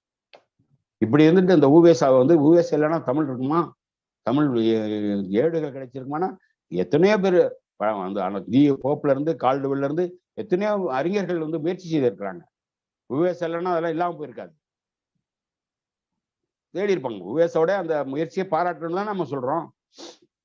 அதே நேரத்துல நீங்க என்ன செய்யறீங்க அப்படிங்கிறதான் அவர் சொல்றாரு. அதே போல பாத்தீங்கன்னா இன்னொரு விஷம கருத்தையும் சொல்றான் பாண்டே. இப்போ பாத்தீங்கன்னா கிட்டத்தட்ட 1 மணி நேரம் ஆக போகுது நான் பேச ஆரம்பிச்சு. இதுல கொஞ்சம் தான் ஒரு கால்வாசி தான் பேசியிருக்கிறேன், நிறைய கருத்துகள். அதுல ஒரு கருத்து சொல்றேன். என்ன சொல்றான்னா 1967 அண்ணா அவர்கள் தேர்தலில் நிற்கிறார். ராஜாஜி ஆதரவு கொடுத்ததுனாலதான் அண்ணா ஜெயிச்சார் அப்படிங்கிறான். ஒரு கையில பூணூலை பிடிச்சிக்கிட்டு இன்னொரு கையில உதயசூரனுக்கு ஓட்டு போடுங்கன்னு சொன்னாரு ராஜாஜி. அதனால அவர் பேச்சை கேட்டு தமிழர்கள் அத்தனை பேரும் ஓட்டு போட்டாங்க. தமிழர்கள் அத்தனை பேருமா, பார்ப்பனர்கள் ஓட்டு போட்டாங்கன்னு சொல்லணும். அவரே பூணூலை பிடிச்சிக்கிட்டு ஓட்டு போடுங்கன்னா யார எல்லாத்த தமிழனையும் சொல்லியிருப்பாரு. பூணூலை பிடிச்சிக்கிட்டு உதயசூரனுக்கு ஓட்டு போடனா எல்லா தமிழர்களும் ஓட்டு போட்டாங்கன்னு சொல்றாங்கன்னா இதுலயே எவ்வளவு பித்தலாட்டம் இருக்கு. எல்லா பாப்பானும் ஓட்டு போட்டான்னு சொல்லியிருக்கணும். அதே நேரத்துல இன்னைக்கு சொல்றான் நீ பாப்பானே ஓட்டு போடுறதே இல்லைங்கிறான். ஓட்டு போடாத ஒரு சமுதாயம் இருக்குன்னா அது பார்ப்பன சமுதாயம், பிராமணர்கள் தான் ஓட்டு போடுறதே இல்லைங்கிறான். இன்னைக்கே பார்ப்பனர்கள் ஓட்டு போடலைன்னா அன்னைக்கு மட்டும் எப்படி ஓட்டு போட்டிருப்பான்? அது திமுகவுக்கு எப்படி ஓட்டு போட்டிருப்பான்? ராஜாஜி சொல்லித்தான் அண்ணாவுக்கு ஓட்டு போட்டாங்க. அண்ணா முதலமைச்சர் ஆனார். ராஜாஜி ஆதரிச்ச அண்ணா வெற்றி பெற்றார். பெரியார் ஆதரித்த காமராஜர் தோற்று விட்டார். பெரியார் ஆதரிச்சா காமராஜர் தோத்து போயிடுவாருங்கிறான். இது எவ்வளவு பெரிய பித்தலாட்டம்! அதே 1962 காமராஜரே பெரியார் ஆதரிச்சார் இல்லையா? அதே அண்ணாவை ராஜாஜி ஆதரிச்சார் இல்லையா? ராஜாஜி ஆதரிச்ச அண்ணா 62 தோத்து போனாரு. பெரியார் ஆதரிச்ச காமராஜர் வெற்றி பெற்றார். அதை சொல்லணும்ல. 54 இடைத்தேர்தலில் காமராஜர் நின்னபோது அவரை எதிர்த்து கம்யூனிஸ்ட்கள் மற்றவங்க நின்னாங்க. அவர் ஆதரிச்சவர் பெரியார்ல. பெரியார் ஆதரிச்சதுனாலதான் காமராஜர் வெற்றி பெற்றாரு. இந்த வரலாற்றுலாம் இரட்டடிப்பு செய்யறான். அதை விட இன்னொன்னு பாருங்க, இதே காமராஜர் அன்னைக்கு பெரியார் ஆதரிச்சதுனால தோத்து போயிட்டாருன்னு சொல்லி அந்த காமராஜரே ஜென்ம விரோதியா கருதினவர் ராஜாஜி. கருப்பு காக்காய் கல்லால் அடிக்கணும்னு சொன்னவர். அந்த ராஜாஜியும் காமராஜரும் கூட்டு சேர்ந்து நின்னாங்கல்ல 72 71 தேர்தல்ல. அப்ப ஏன் ஜெயிக்கல? ராஜாஜி சொன்னதுனாலதான் அண்ணா வெற்றி பெற்றாருன்னு சொல்றிய, ராஜாஜிக்கு அவ்வளவு பவர் இருக்குன்னு சொல்றிய. ஏன்டா 71 காமராஜர் ஜெயிக்கல ராஜாஜி ஆதரிச்சும் கூட? எவ்வளவு பெரிய பித்தலாட்டம்! 67 காமராஜர் தோத்த பிறகுதான் பெரியார் சொன்னாராம் பச்சை தமிழர் காமராஜர் சொன்னாராம். இதை விட பச்சை போய் ஏதாவது இருக்க முடியுமா? பொய் சொல்றதுக்குன்னே பிறந்தவங்க பார்ப்பாங்க. பொய் சொல்றதுக்குன்னே பிறந்தவங்க அவன் பார்ப்பான். எப்படிப்பட்ட பொய்கள்லாம் சொல்றான் பாருங்க. பார்ப்பான் பொய் சொல்றதுக்கு என்ன காரணம்னா, அவன் சாஸ்திர இதே சொல்லுது. அவங்களுடைய பகவான் கிருஷ்ணன் சொல்றான் பொய் சொல்லலான்னு. மனு தர்மம் சொல்லுது. அது என்ன சொல்றான் பாருங்க. கிருஷ்ணன் சொன்னதை குறிப்பு வச்சிருக்கேன். கல்யாணங்கள், காதல் விவகாரங்கள், ஒரு உயிர் ஆபத்தில் சிக்கியுள்ள வேலை, ஒருவரின் உடைமை பறிபோகும் தருணம், பிராமணர்களின் நலன் பணயத்திற்கு உள்ளது போன்ற சந்தர்ப்பங்களில் பொய் சொல்வது பாவமாகாது. ஆக பிராமணர்களின் நலன் காக்க பொய் சொல்வது பாவமாகாதுங்கிறான். ஆக பிராமணர் நலத்தை காட்டுவதற்கென்றே பாண்டே பொய் சொல்றான். இது எவ்வளவு பெரிய பித்தலாட்டம்! இது ஒவ்வொன்றா சொல்ற ஒவ்வொரு வார்த்தைக்கும் 1 மணி நேரம் பேசலாம். அவ்வளவு விஷயத்தை கக்கியிருக்கலாம். நம்முடைய ஊடகவியலாளர்கள் ஒரு சில குறிப்பிட்ட விஷயங்களை மட்டும் எடுத்துட்டு பேசுறாங்க. அவர்கள் முழுசா கேட்டிருப்பாங்க. அவங்களுக்கு கொந்தளிக்கும். அவர்களுக்கு இருக்கக்கூடிய கட்டுப்பாடு ஒரு குறிப்பிட்ட நேரத்துலதான் அவங்க பேச முடியும். அவங்களுடைய அந்த இணையதளத்துல என்ன பேச முடியுமோ அதுக்குள்ள அவங்க பேசுறாங்க. அவ்வளவு சொல்றான். அதாவது ஐயா சொல்றாரு, ஆத்மா, மோட்சம், நரகம், பிதுர்லோகம், மறுபிறப்பு இவற்றை கற்பித்தவன் அயோக்கியன், நம்புகிறவன் மடையன், இவற்றால் பலன் அனுபவன் மகா அயோக்கியன்கிறார். இப்ப என்ன சொல்றான், எங்க அம்மா வந்து பத்ரிநாத் கேதார்நாத்துக்கு போனா நடந்தே போனா. இங்க எல்லாம் இருக்கும்போது அப்படியே அவளுக்கு வந்து உடம்பு இழுக்கும், மூச்சு வாங்கும், ஆகும்பா. அங்க போறபோது எந்த விதமான தடங்களும் இல்லாம நடந்தே போனா. இப்ப எங்க அப்பா சொன்னாரு, வந்து இந்த டோலி எல்லாம் இருக்கு, டோலியில வந்து வரியா அப்படிங்கிறப்ப, அதெல்லாம் தப்பு, நானே நடந்து வருவேன். டோலியில அவ தூக்கிட்டு வந்தான்னா புண்ணியமெல்லாம் அவளுக்கு போயிடும், நான் நடந்து தான் வருவேன். அதனால புண்ணியம் நான் செய்யணும்னா நான் நடந்து தான் வரணும். நடந்தே போனா. அங்க எங்க சொந்த ஊர்ல இருக்கும்போது அவ வைகுண்ட ஏகாதசி அன்னைக்கு அவ வந்து உயிரை விட்டா. வைகுண்ட பிராப்தி அவளுக்கு கிடைச்சது எங்க அம்மாவுக்குன்றான். வைகுண்ட பிராப்தி, அவ சொர்க்கத்துக்கு நேரா வந்து வைகுண்டத்துக்கே போயிட்டாலாம். ஏண்டா பாண்டே பார்ப்பான், உங்க சாஸ்திரத்துல எங்கேயாவது பெண்களுக்கு சொர்க்கத்துல இடம் உண்டுன்னு சொல்லியிருக்கான்? உங்க சாஸ்திரத்திலேயே நீங்க சொல்லக்கூடிய எந்த சாஸ்திரத்துல பெண்களுக்கு நேரடியா சொர்க்கம் உண்டுன்னு சொல்லியிருக்கு? பிராமண பெண்களுக்கு கூட சொர்க்கத்துல இடம் உண்டுன்னு சொல்லியிருக்கா? உங்க ஆள் தானே எழுதியிருக்காரு அக்னிஹோத்திர ராமானுஜாச்சாரி. பெண்கள் சூத்திர பெண்களுக்கு மட்டுமல்ல, பிராமண பெண்களுக்கும் சொர்க்கம் போக இடம் கிடையாது. அவங்க வந்து அடுத்தடுத்து பிறவி எடுக்கணும், ஆண்களாக பிறக்கணும். அது ஆண்களாக பிறக்கும்போது பிராமண ஜாதியில பிறக்கணும். அப்பத்தான் அவங்களுக்கு வந்து சொர்க்கம் கிடைக்கும். பிராமணர்களுக்கு மட்டும்தான் சொர்க்கம். சூத்திரனுக்கே சொர்க்கம் கிடையாது. சூத்திரன் வந்து என்னதான் நீ வந்து ததிங்கினத்தம் போட்டாலும், எவ்வளவு தான தர்மங்கள் செஞ்சாலும் உனக்கு சொர்க்கம் கிடையாது. அது பகவான் கிருஷ்ணன் சொல்றாரு. அது என்ன சொல்றாரு கிருஷ்ணன், அவரவர் தத்தமக்கு விதிக்கப்பட்டுள்ள வர்ண தர்மத்தை ஆற்ற வேண்டும், வேறு எதுவும் செய்தலாகாது என்று தம் பக்தர்களை கடுமையாக எச்சரிக்கிறார். பக்தியால் மட்டும் மோட்சத்தை அடைய முடியாது, பக்தியுடன் வர்ண ஆச்சாரத்தையும் கடைபிடித்தல் வேண்டும். சுருங்க கூறின், பக்தியால் மட்டும் ஒரு சூத்திரன் எவ்வளவு பெரிய பக்தனாயினும் மோட்சம் அடைய முடியாது. மேல் வர்ணத்தாருக்காக வாழ்ந்து உழைத்து மடிந்தால்தான் மோட்சம் அடைய முடியும் அப்படின்னு சொல்லி பகவான் கிருஷ்ணன் சொல்றான். அப்ப சூத்திரனுக்கே சொர்க்கம் கிடையாது. சூத்திரன் மேல் வர்ணத்தானுக்காக, அதாவது பிராமணன், சத்திரியன், வைசியம் 3 பேருக்கும் தொண்டுலையே செய்யணும். உங்களுக்கெல்லாம் அங்க தொண்டுலையே செஞ்சுதான் மோட்சம் அடையணுமாடா? அப்புறம் எதுக்கடா எங்களை வைகுண்ட ஏகாதசிக்கு வர சொல்ற? சொர்க்கவாசலை திறந்து காட்டுறங்கிற? சொர்க்கவாசலை பார்த்துட்டா சொர்க்கம் கிடைச்சிருமா? எங்க மக்களுக்கு சொர்க்கமே இல்லை, அதையும் நீங்க தான் எழுதி வச்சிருக்கிறீங்க. ஆனா சொர்க்கவாசலை காட்டுறன்னு சொல்லி லட்சக்கணக்கான பேரை வர வச்சு உங்க உண்டியல ரொப்பிக்கிறீங்க.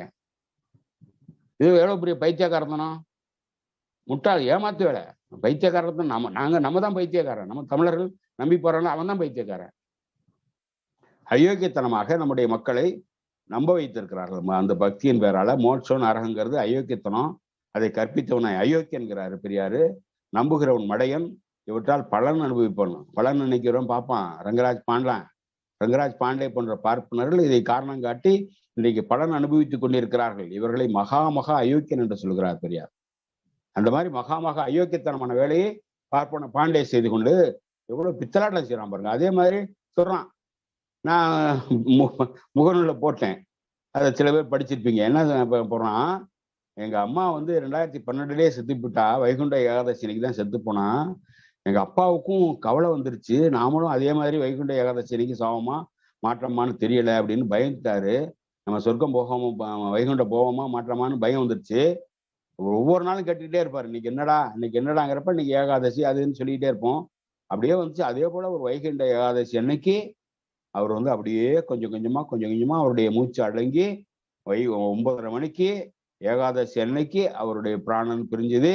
அவர் நேரடியா சொர்க்கத்துக்கு போனாரு, வைகுண்டத்துக்கு போனாரு. எங்க அம்மா போன இடத்துக்கே போய் சேர்ந்துட்டாருன்னு எழுதுறான்னா எவ்வளவு பெரிய பித்தலாட்டம். உங்க அம்மா ஏற்கனவே போயிட்டா, அங்க போய் யாரு கூட இருப்பா? தனியாத்தானே இருந்திருப்பா. இப்போ உங்க அப்பா போய் அவரோட சேர்ந்துக்கிட்டாளா? நீ என்ன சொல்ற? வைகுண்டம் சொர்க்கம் நரகம்னா என்ன சொல்ற? அங்க இருந்து ரம்பா இருப்பா, ஊர்வசி இருப்பா, திலோத்தமி இருப்பா, மேனக இருப்பா. அவங்க எல்லாம் உங்களுக்கு இன்பங்களை அள்ளி தருவார்கள். அங்கே கற்பக தரு இருக்கும், காராம்பசி இருக்கும் அப்படின்னு தானே சொல்ற. அவன் பொண்டாட்டி ஏற்கனவே செத்து போய் அங்க இருப்பா. அவ வந்து உனக்கு சுதந்திரம் என்னைக்காவது எழுதி வச்சிருக்கியா? எந்த சாஸ்திரத்தில் எழுதி வச்சிருக்கு? அப்படி இருக்கும் எங்க அம்மா முதலே வைகுண்டம் போயிட்டா, எங்க அப்பாவும் வைகுண்டம் போயிட்டான்னு சொல்றேன்னா, பச்சை அயோக்கியத்தனம் இல்ல. உன்னுடைய பார்ப்பன பித்தலாட்டத்தை நிரூபிப்பதற்கு உங்க அப்பாவை பத்தியும் அம்மாவை பத்தியும் அவ்வளவு சொல்றியன்னா, அப்ப எங்களுக்கு சொர்க்கமே கிடையாதா? சொர்க்கம் எங்களுக்கு எது? இந்த உலக வாழ்க்கையிலே நடக்கக்கூடிய நல்லது கெட்டதை அனுபவிக்க உரிமை இல்லை. கண்ணுக்கு தெரியாத சொர்க்கம் எங்களுக்கு எதுக்கு? அதுதானே பெரியார் அம்பேத்கர் கேட்டாங்க. கண்ணுக்கு தெரியாத சொர்க்கத்துல போய் நீ சுகமா வாழ்வேன்னா அப்படிப்பட்ட சொர்க்கம் எங்களுக்கு தேவையில்லைன்னு தானே சொன்னாங்க. இந்த உலக வாழ்க்கையில் எங்களுக்கு உரிமைகள் கிடையாது. ஒரு மனிதனா கூட நீ மதிக்க மாட்டேங்கிற. நான் ஆடு மாட்டை விட நாயை விட மோசமாக எங்களை நடத்துற. அப்போ உனக்கு நான் தொண்டுடைய செஞ்சாதான் நீ எனக்கு மோட்சம் கிடைக்கும்னா அந்த மோட்சம் எனக்கு எதுக்கு? இவ்வுலக வாழ்க்கையில் அனுபவிக்கக்கூடிய நன்மைக்கு தீமைகளை அனுபவிக்க வழி இல்லைன்னா எனக்கு எதுக்குடா? எனக்கு கண்ணுக்கு தெரியாத நான் செத்து போன பிறகு எனக்கு கிடைக்க வேண்டிய மோட்சம் எதுக்குடா எனக்கு? அதுதானே பெரியார் அம்பேத்கர் கேட்டாங்க. எவ்வளவு காலத்துக்கு அதை ஏமாத்திக்கிட்டு இருப்பீங்க? பைத்தியக்காரத்தனம் இல்லையா? அயோக்கியத்தனம் இல்லையா? இதையெல்லாம் செய்து கொண்டு திராவிட இயக்கத்தை கேள்வி கேட்பது, கொச்சைப்படுத்துவது, பெரியாரை கொச்சைப்படுத்துவது. திரும்பி பார்த்தா வீரமணியெல்லாம் அப்படியே வடிவேல் மாதிரி சும்மா பேசிக்கிற மாமா அப்படின்னு போயிடுவாங்களாம். ஏண்டா பார்ப்பன பாண்டே, உங்கள்கிட்ட மட்டும்தான் வாஞ்சிநாதன் இருந்தானா? வாஞ்சிநாதன் உங்களுக்கு மட்டும்தான் சொந்தமா? உங்களை மாதிரி வாஞ்சிநாதன் உங்க இனத்துல மட்டும்தான் உண்டா? எங்கள்கிட்டையும் ஆட்கள் உண்டு. நினைச்சா எதையும் செய்வோம். நாங்க யாரையும் அடிக்க மாட்டோம், யாரையும் கொல்ல மாட்டோம்.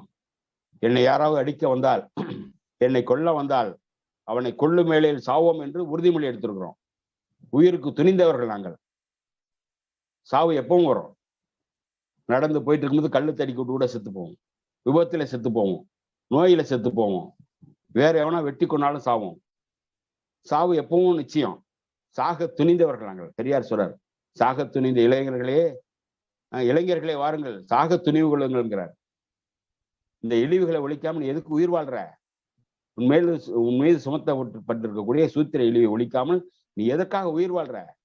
அந்த சூத்திர இழிவை ஒழிப்பதற்காக சாக துணிவு கொள்ளுங்கள் இளைஞர்களே என்று சொல்லுகிறார். அப்படி சாக துணிந்தவர்கள் இன்றைக்கு எங்களிடையே ஏராளம் இருக்கிறார்கள். நாங்களாம் உயிர் வாழ்ந்து என்ன பயன்? பெரியார் 95 ஆண்டு காலம் தன்னுடைய மூத்திர பையை தூக்கி கொண்டு நம்முடைய சூத்திர பட்டத்தை ஒழிக்க பாடுபட்டார். இன்னைக்கு தமிழர் தலைவர் அவர்கள் இன்னைக்கு 90 வயதிலும் அவர் அல்லும் பலம் அயராது உழைத்துக் கொண்டே இருக்கிறார். இருந்தாலும் இன்னமும் சூத்திர பட்டம் ஒழிக்க முடியவில்லை. உங்களை போன்ற அயோக்கியர்கள், நாங்கள் பிராமணர்கள் உயர்ந்தவர்கள், நாங்கள் தான் அறிவாளி திறமசாலி என்று சொல்லிக் கொண்டிருக்கிறீர்கள் என்று சொன்னால், அதையெல்லாம் பார்த்து கொண்டு நாங்கள் சும்மா இருப்பதற்கு நாங்கள்லாம் சோற்றால் எடுத்த பிண்டங்களா? பெரியாருக்கு ஒருவன் சிறை தண்டனை விதித்தான். அவன் முகத்தில் ஆசிட் வீசினாங்கல்ல, ஆசிட் தியாகராஜன் கேள்விப்பட்டிருக்கியா? எங்கள்கிட்டையும் ஆசிட் தியாகராஜன் உண்டு. எங்களிடத்திலும் இன்னமும் கத்திகள் இருக்கின்றன. நாங்கள் சுட்டாலும் துப்பாக்கி சுடும். கோட்சை சுட்டா மட்டும் இல்லை, நாங்கள் சுட்டாலும் துப்பாக்கி சுடும். இதனை வட மாநிலம் நினைச்சுக்கிட்டியா? கல்புரிக்கியும்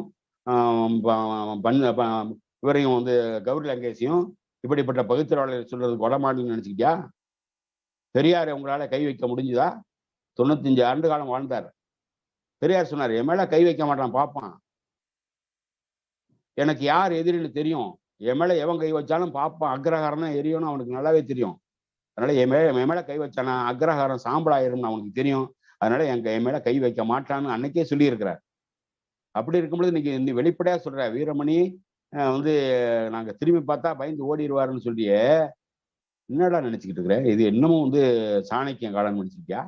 கொசியமுத்திர சுங்கன் காலம் நினைச்சுக்கிட்டியா? வேத பாடசாலைகள்லாம் இன்னைக்கு வேதம் யாரு கத்துக்கிறானோ பாருங்க. வேதம் யாரு கத்துக்கிறான்?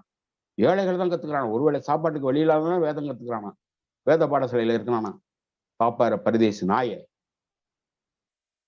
வேத பாடசாலைகள் என்று சொல்லி எங்களுடைய சேர சொல்ல பாண்டியர்களை, பல்லவர்களை, மராட்டியர்களை, நாயக்கர்களை வேத பாடசாலைகள் வைக்க சொல்லி ஆயிரக்கணக்கான பார்ப்பனர்களை மட்டும் படிக்க வைத்து அவர்கள் உண்டு கொழுப்பதற்காக ஆயிரக்கணக்கான வேலி நிலங்களை வைத்து எல்லாவற்றையும் சுருட்டி கொளுத்த நீங்களா சொல்லுகின்றீர்கள்? வேதம் படிக்கிறதுக்கு நீ ஆள் இல்லை, ஏழைகள் தான் படிக்கிறான். ஏழை பாப்பம் விட்டு பிள்ளை தான் படிக்குது. பணக்காரன்லாம் வேற எங்கேயோ போயிடறான், வெளிநாட்டுக்கு போயிடறான், கலிபோர்னியா போயிடறான், கல்ஃப் கண்ட்ரிக்கு போயிடறான்னு சொல்லியே எவ்வளவு பெரிய பித்தலாட்டம்! உங்களுடைய பித்தலாட்டங்களை முறியடிப்பதற்கு கருஞ்சட்டை படை என்றைக்கும் தயாராக இருக்கிறது. இந்த பித்தலாட்டத்தை தமிழ்நாட்டிலே 2023 நீ புகுத்தாதே, உன்னுடைய அயோக்கியத்தனங்களை தோல்வியிருப்போம் என்று சொல்லி இதுவரை பேச வாய்ப்பளித்த உங்கள் அனைவருக்கும் நன்றி கூறி 1 மணி நேரம் ஆயிடுச்சு என்பதை தெரிவித்து என்னுடைய உரையை நிறைவு செய்கிறேன். உங்கள் அனைவருக்கும் என்னுடைய நன்றியை தெரிவித்துக் கொண்டு விடைபெறுகிறேன். நன்றி, வணக்கம். ஐயா.